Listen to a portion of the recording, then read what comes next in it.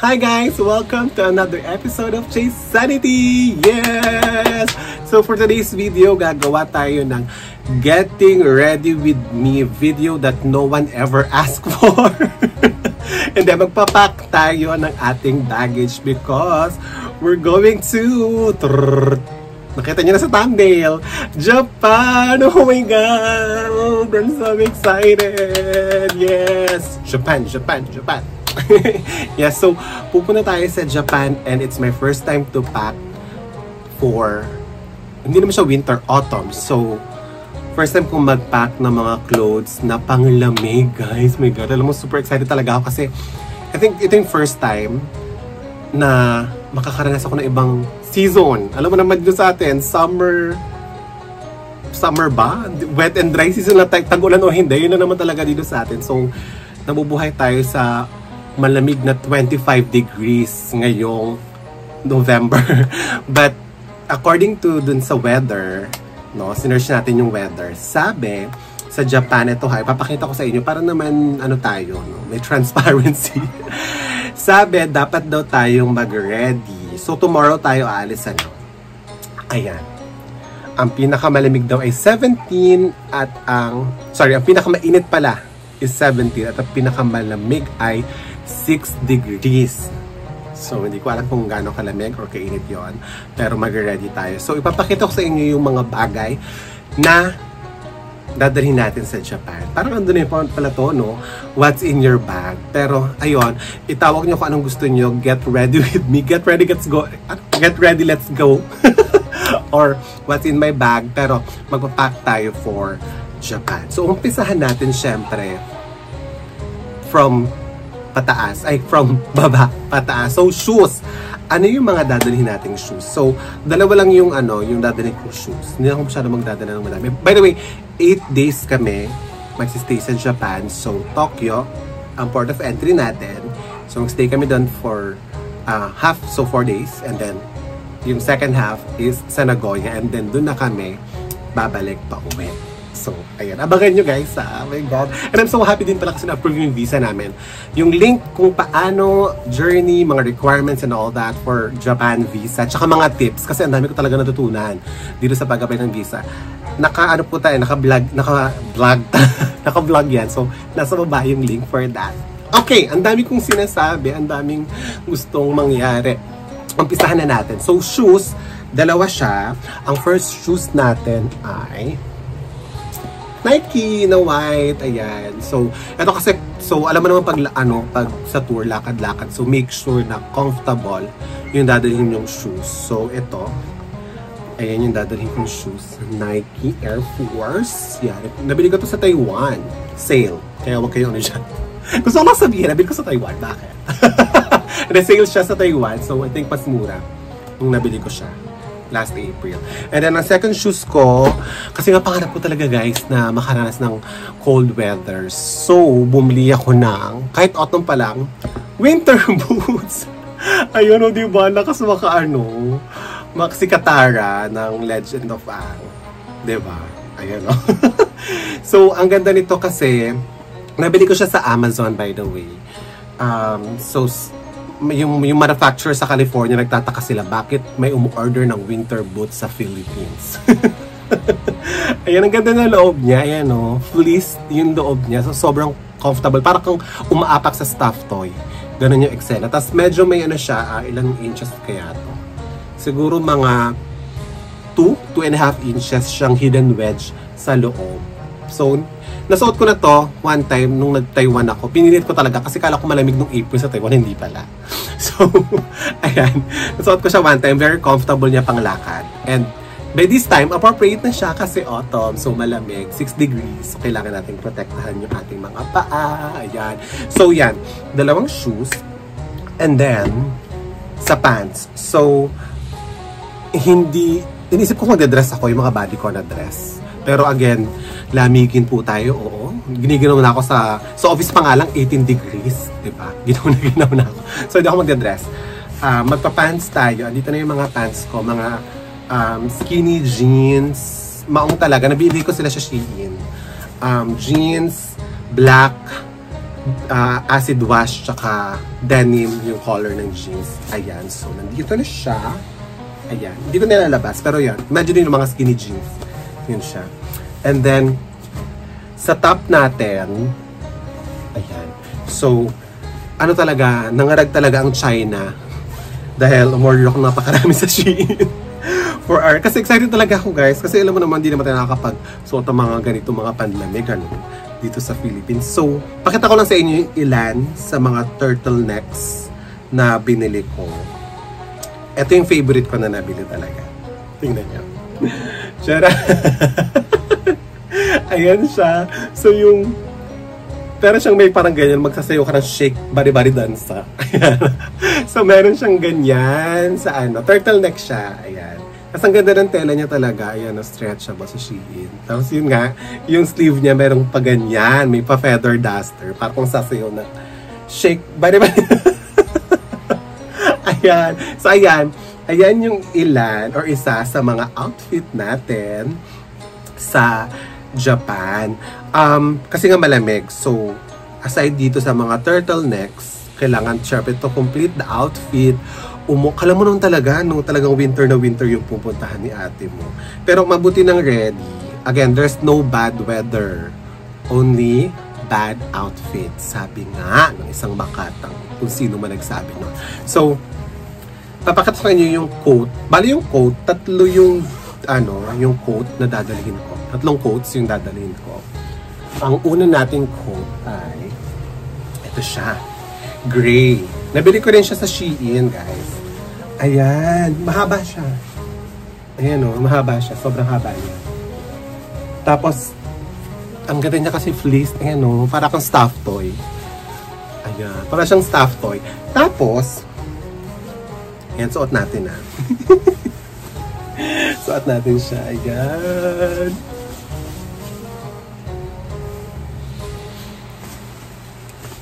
Ayan. Ang ganda niya. Tapos, may ano siya. Dalawa yung ano niya sa loob. Oh. Meron pa siyang isa pang layer sa loob. So, talagang, lamig. Sobrang lamig naman dito sa Japan. Practice. Ayan. So, ito yung isa. And then, meron pa tayong dalawa. Siyempre, parang change outfit, diba? Kasi Tokyo Nagoya yun. Ito. So, same lang din siya nito. Pero, mas maikli siya. And then, ito kasi, manipis yung ito, manipis siya. Ito. Kaya, meron siyang double sa loob. Yung parang sa coat, ganyan. Ito naman, sobrang kapal niya, malala. Para siyang dalawa. Ayan, o. Sobrang kapal niya sa loob. Para kung nagla-live selling, ano. Pamain na po, mine black hole. Pero ayan, inaano ko lang yung mga damit, diba? Sobrang kapal niya, kaya sobrang talagang, alam mo yun, minsan na-amaze ako sa sarili ko kasi ang galing ko makahanap sa Shein ng mga perfect talaga na, na damit. So, ayan, makapal na coat siya. Tatalhin natin yan. And then, ito yung isang favorite ko talaga na nabili ko sa Shein. Yung coat. Ayun. Ito yung para sa mga New York Fashion Week. Ganito ba yun? Basta ang ganda niya kasi, hindi siya fleeced. Ano siya? Yung tela niya, parang ang ganda. Basta sobrang init. Na-try ko na ito, sinuot ko na siya ang init niya ng malala. Tsaka ang ganda niya sa color. Ang ganda ng color nung Pero talagang, alam mo yung sa mga winter sonata, sa mga Korean novela. Ayan. So, dadalhin din natin siya. Hindi ko pa siya nilalagay sa maleta kasi lukutin. So, baka malukot. Siguro, bukas na, bago umalis. Saka ko siya ilalagay sa maleta para hindi naman siya mangaragan. Ayun. So, yung mga coats natin. Now, let's go doon sa nadali na scarf. Siyempre, Shein na naman tayo bumili ng scarf. May cute akong nabili sa Shein. So, meron ako ng mga normal scarf na yung mga knitted. Mga knitted. Ayan yung mga ganito. Mga knitted. Tapos, meron akong nakita. Ang cute niya kasi. Ito Ayan tignan nyo. Ang cute niya. So, pag sinuot mo siya, ganito siya. Malalabasan niya ganito. Ay, ano ba yan? Sobrang, niya, sobrang, alam mo yung flash toys? Ganun yung texture niya. Yan ganyan. Tapos, isusuot mo siya dito. Para siyang may butas. Ganyan. Diba? Ang cute. Ayan. So, alam niyo na, may test, na tayo, may outfit test na tayo. So, ayan. Ito yung isa sa mga scarf ko na susuotin. Ang lamig, Ayun, pang thumbnail. 1, 2, 3. Pang thumbnail. So, ayan yung scarf na susuotin natin. Para sa pang malakasan na talaga to. Para to, kala mo talaga nag-yellow no, kahit autumn pa lang ganito na yung suot mo. Para pa neck brace na rin siya. Ayan. So, ito yung susuotin natin mga outfit natin and all that. Now, let's go to essentials. Yan, syempre. So, ito yung, bumili ako ng bag organizer. So, puro pink siya. Yan lahat. Maganda pag bumili kayo ng bag organizer kasi hindi talaga kalat-kalat yung mga gamit nyo. So, ito yung sa toiletries natin. Yan siya. So, yung toothbrush and then sorry. Tapos, yung mga Shein, nagdala ko yan para lagyan na ng mga dirty clothes, yung mga pinagpalitan. Dito natin siya ilalagay. Para hindi naman siya nahahalo sa bagahe bilang nilipat tayo from Tokyo to Nagoya. So, syempre may mga dirty clothes na tayo. So, kailangan talaga meron tayo itong mga Shein na ziplock. And then, nandito na rin yung sabon ko.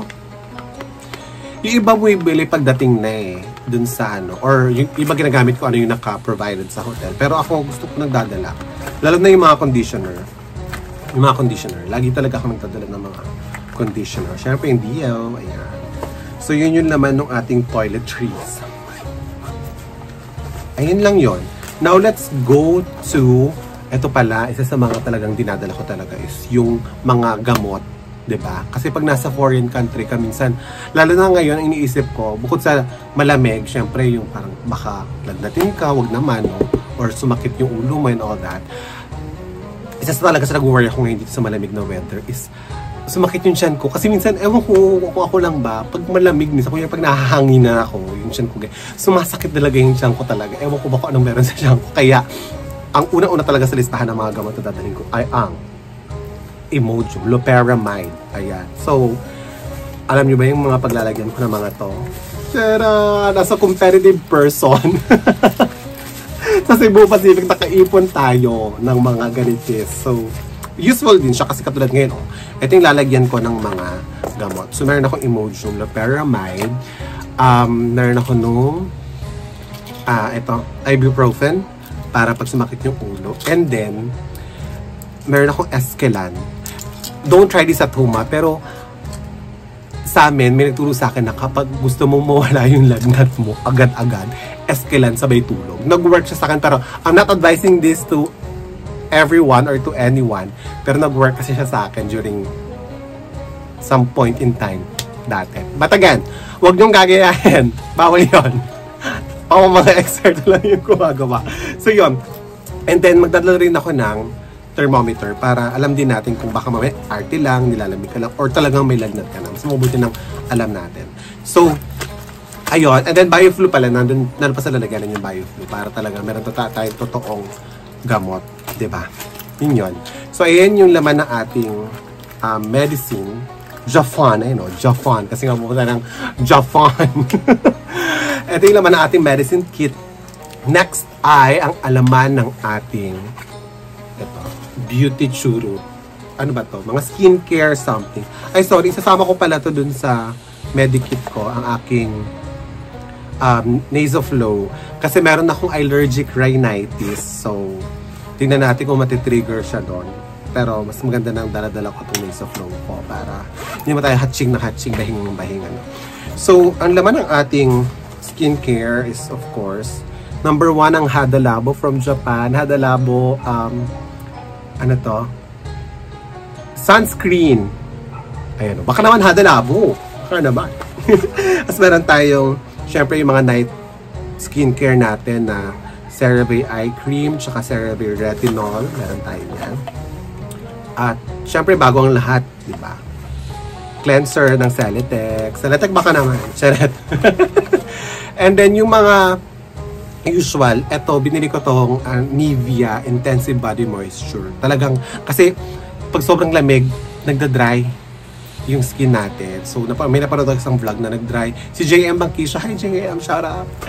Nag-dry yung skin niya, yung legs niya, so bumili siya ng lotion doon. And I think baka mangyari din sa akin bilang madadryin pag malamig yung balat ko. So, to, dinala ko siya, yung aking lotion. And yung kamay ko talagang una-una nagda-dry. kahit lagyan ng lotion. Kaya ang ginagawa ko is naglalagay ako ng petroleum jelly sa kamay. Pag malamig, nagdadry siya. And kung aligas-gas, ayoko ng ganong feeling. Ayun, and then yung mga simple, ano lang natin, lipstick, eyeliner, ganun lang. Tweezers, ayun lang yung mga laman na natin. Hindi na masyadong maraming etche-bureche. Kasi again, dapat hindi masyadong, may mga beauty, may mga beauty tips. Walang beauty tips. Tsaka nag-gel din pala ako para sa mga, alam mo yung mga tutsang-tutsang dyan sa ibabaw. Ayun, and then, I'm going to wear my Coco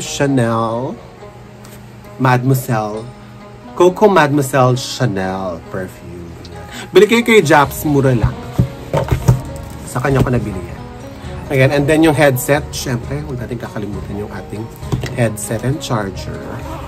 Tapos, power bank and charger, syempre. Tapos nagdadala ko ng ganitong socket, para yung isang socket, nagiging 3 siya. So, para na rin siyang extension, pero dun lang siya sa socket. Lagi-lagi ko itong dala kapag nagta-travel ako talaga. Hindi talaga siya nawawala ever. Ayun, so meron na tayong mga toiletries and all that. Yung aking bag na gagamitin sa excuse me. Hinigaan ng pusa ko yung bag. Excuse me, Miming. Ito yung gagamitin natin na airport bag sa ating pag-travel, Andito na yung mga, so dito natin ilalagay. Kasi naka-check-in kasi yung ano ko. Naka-check-in yung baggage. Ay, yung naka 20 kilo, tayo, check-in baggage. So, nandun na lahat. Tapos ito na lang yung dadalhin ko sa airport pag na-check-in ko. So, lalagay ko syempre yung mga wallet. Ayan, wallet. And then, company ID. Nagdadala talaga ako ng company ID. Kasi, natanong ako minsan sa immigration ng company ID. Wala. Pero may dala akong COE that time. So, baka nag-work na ngayon instead of COE is company ID. Ayun. And then, passport. Ayan. So, nandito yung lumang passport ko. Tsaka yung bagong passport. And then, meron din ako nung kasi during the pandemic, parang 2021, required to. So, kumuha na rin ako yung vaccine ng Bucor. BOQ pala, sorry. Bucor. Bureau of Quarantine, BOQ. So, nandito lahat ng vaccine natin. Yan, pina-update ko lahat ng COVID vaccine ko. Nandito sila lahat. So, dadali ko na lang din. Better have it and not need it than need it and not have it. So, mga gano'ng eksena. So, punta yan dito. So, ito yung ating bag sa airport. At, of course, ang pinaka-importante talaga sa lahat, guys. Talaga, sabi ko sa inyo, mawala na. Hindi na mawala. Pero, number 1 sa list natin ay ang mga haplas ni Auntie. Asa na isa? Ito yung mga haplas talaga ni Auntie. Haplas, yan. Ewan ko, basta ang sarap kasi ng may haplas talaga. Ayan, so ito nabili ko sa Taiwan. Tapos ito from Thailand. Ito syempre, Philippines represent, katingko. Ayan, so di talaga ito nawawala, guys. Sa lahat talaga ng bag ko, merong ganito. Hindi mawawala ang haplas. Haplas is the number 1 necessity. Number 1 necessity. Tapos, since meron tayong 20 kilo na check-in baggage, diba? Tapos, pauwi, syempre mga pasalubong, diba? Baka, hindi na magkasya sa 20 kilos. Technically, meron pa tayong 7 kilos na diba? Na extra. So, dun sa loob ng baggage ko, dinala ko rin yung aking backpack. Ayan, may backpack ako. Heartstring na backpack para pauwi, alam mo yon, meron tayong yung pang 7 kilos natin na hand carry. May-utilize natin siya. Just in case, diba? So, aside dun sa ito sa bag na yung knitted bag natin, na by the way, nabili ko sa Singapore. Just saying. Pag may mga ganun, guys, sasabihin nyo. Kasi, diba, pinaghirapan nyo yung pera na pinambili nyo. Sasabihin nyo dapat kung saan nyo siya nabili. So, dadalhin ko rin tong isang bag. Ito naman binigay sa akin ni Ivy. Hi, Ivy! Ayan o, ang cute ng bag na to. Na ano nga brand? Oh my God, I'm so sorry. Ang brand ng bag na local to eh. Local to, guys. Ito, Legacy. Ang cute niya, may alibata siya. Ito yung box. So, Legacy. Isang beses ko pa lang siya nagamit. Tapos ngayon gagamitin ko siya sa Japan. Kasi very talaga to. Philippines represent. Ayan, na meron siyang alibata. Ang cute niya, tote bag siya. Yan. Sabi ng friend ko na nanggaling sa Japan recently, uso daw ba mga tote bag dun sa Japan. Talagang, yun daw talagang aesthetic ano doon ngayon. So, kaya dadalhin natin tong ating Legacy tote bag. Ayan siya. Ang cute niya. Ganyan. Tapos meron siyang alibata. Ang meaning ng alibata na to, ang base is kapit lang, pero continuous siya. So, kapit lang, kapit lang, kapit lang, kapit lang. Ayan, sa Legacy siya. Ang ganda. Dalawa yung bag ko, may isa pa ako. Nandoon ng iba naman yung design ng bag. Pero ito, yan, dadalhin natin siya. Ang cute niya, di ba? Ayan. So, ayun na yung mga dadalhin natin. Siyempre, iba, hindi ko na pinakita katulad ng mga panty-panty, no? Baka sabihin nyo, bakit walang panty na pinakita or underwear? Siyempre, hindi ko na papakita yun. Pero meron tayo. So, guys, ayan na yung mga importante nating dadalhin sa ating Japan trip. I'm so excited! This has been Shea Sariti. Thank you so much for watching and see you on our next episode. Bye!